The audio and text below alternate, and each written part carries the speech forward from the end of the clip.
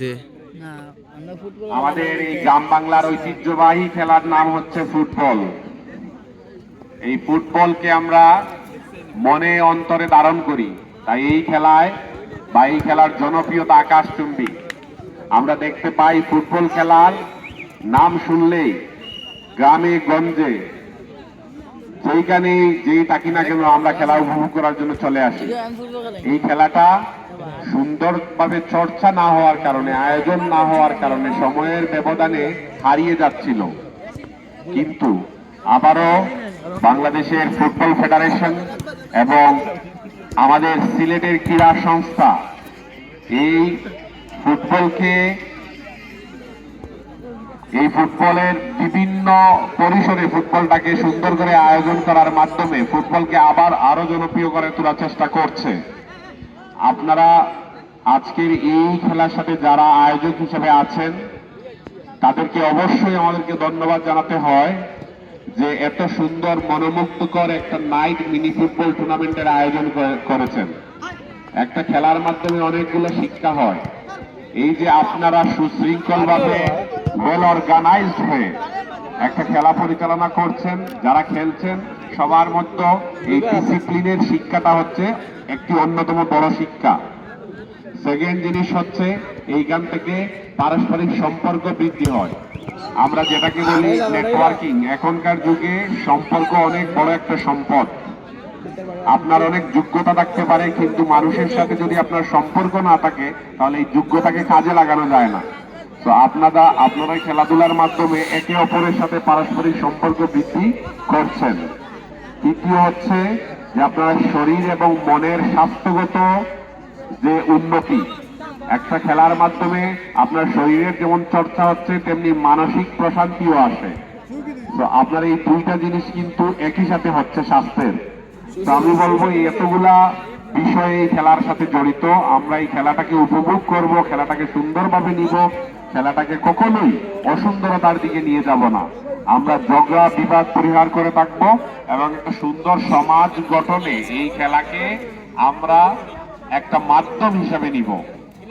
আগামীতে নতুন বাংলাদেশ গড়ার জন্য, যেই বাংলাদেশ গড়ার জন্য আপনারা জানেন 1500 ছাত্র জনতা জীবন দিয়েছে, যে তরুণ ছাত্র জনতা জীবন দিয়েছে, তারা কোনো বড় রাজনৈতিক দলের নেতা ছিল না, বড় রাজনৈতিক দলের নেতার কর্মীও ছিল না, বড় রাজনৈতিক দলের নেতার ছেলেও ছিল না।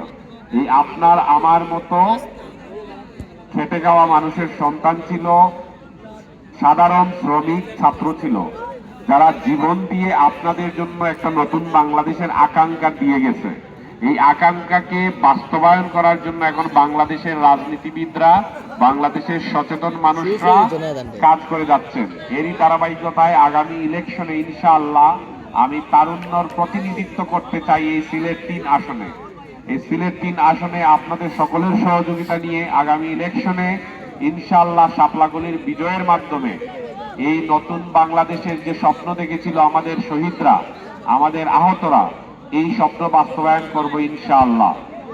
আপনাদের সকলের সহযোগিতা এবং দোয়া লাগবে। আপনারা এইখানে যারা উপস্থিত হয়েছেন বা যারা বাড়ি থেকে শুনছেন, আমি সবার কাছে অনুরোধ করব, আপনাদের বন্ধু বান্ধব, আত্মীয় স্বজন সবার কাছে সোশ্যাল মিডিয়া বা ফেসবুকের মাধ্যমে হোক, আপনারা দেখা করে হোক, ফোন করে হোক, আপনারা শাপলাকলির দাওয়াত, শাপলাকলির মেসেজ, আমার মেসেজটা পৌঁছে দিবেন, যেন আগামীর বাংলাদেশ বিনির্মাণে এই ইলেকশনে একটা বুথ, তার আমানত, এই বুথটা শাপলাকলিতে দেওয়ার মাধ্যমে এই স্বপ্ন বাস্তবায়নে অংশীদার হন, দেশ গঠনে অংশীদার হন। সবাইকে অসংখ্য ধন্যবাদ আমাকে সুযোগ দেওয়ার জন্য আজকে এইখানে। আমি আপনারা যারা খেলা দেখতে এসেছেন এবং যারা খেলা দেখছেন, যারা ক্রীড়ার সাথে সংশ্লিষ্ট আছেন, সবার উত্তরোত্তর সফলতা কামনা করছি এবং আপনাদের এই খেলা সফল হওয়ার জন্য আমি মন থেকে দোয়া করছি এবং সবাই যেন সুস্বাস্থ্যের সহিত সুন্দরভাবে এই খেলা সমাপ্তি করতে পারেন এবং সুন্দর ভবিষ্যৎ করতে পারেন। সবাইকে ধন্যবাদ জানিয়ে আজকের এই বক্তব্য এখানে শেষ করছি। আসসালামু আলাইকুম। ধন্যবাদ জননেতা নুরুল হুদা জুনেদকে। অনেক ব্যস্ততার মাঝে আজকে এই আমাদের এই ছোট্ট পরিসরে এসে ওনার মূল্যবান সময় দিয়েছেন, তার জন্য আমরা বিশেষ করে আজকের যারা আয়োজন, যারা যে যেখান থেকে টিম নিয়ে এসেছেন সবাই আপনার প্রতি কৃতজ্ঞ।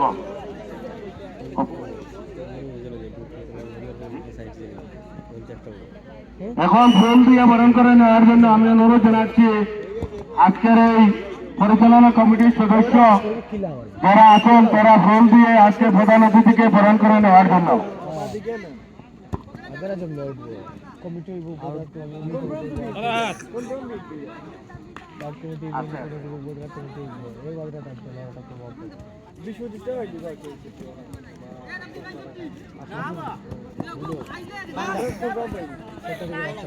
ফুল দিয়ে বরণ করে নেওয়ার জন্য বিশেষ অতিথিকে আহ্বান জানাচ্ছি।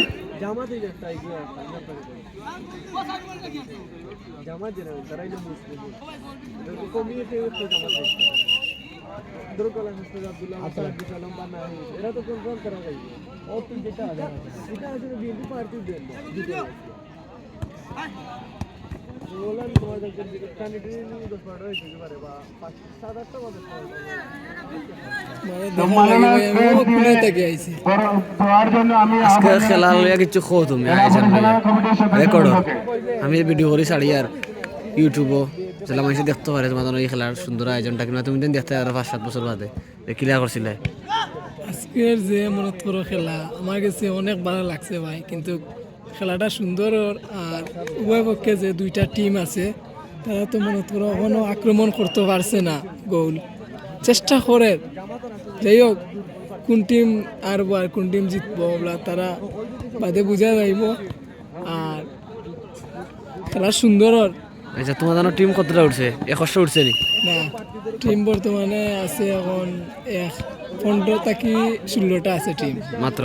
আমার খুব খেলা লাগছে সুন্দর। আমরা লিপুর টিম গেছে দ্বিতীয় রাউন্ডে। আচ্ছা লিপুর টিম যাও 15টা উঠছে, তাহলে তুমি অত টাকা দিবা এগুলা পুরস্কার? এগুলো তারা কমিটি আছে, কমিটির মাধ্যমে তারা এটা বুঝবো। তুমি জানো কত টাকা পয়সা রুজু করতে পারো এই খেলার মাধ্যমে? আগে আইডিয়া আছে 15,000 খরচ যাইব নি? না না, 15 থেকে 10,000 টাকা মনে খরচ যাইব কি লাইটিং গে আস্থা রাখতে কমিটির যে একটা রুজ আছে না, ওই রুজগুলা যাইব কি। আর বাদ বাকি যে অতিথি আছে তারা দিব। আচ্ছা। অতিথির মাধ্যমে তারা প্রথম পুরস্কার, দ্বিতীয় পুরস্কার দিব। আচ্ছা বুঝছি। ঠিক আছে তো সপ্তাহ। ঠিক আছে, ধন্যবাদ। খেলা চলুক, খেলা চলুক ইনশাল্লাহ। বলতো কমিটি হিসাবে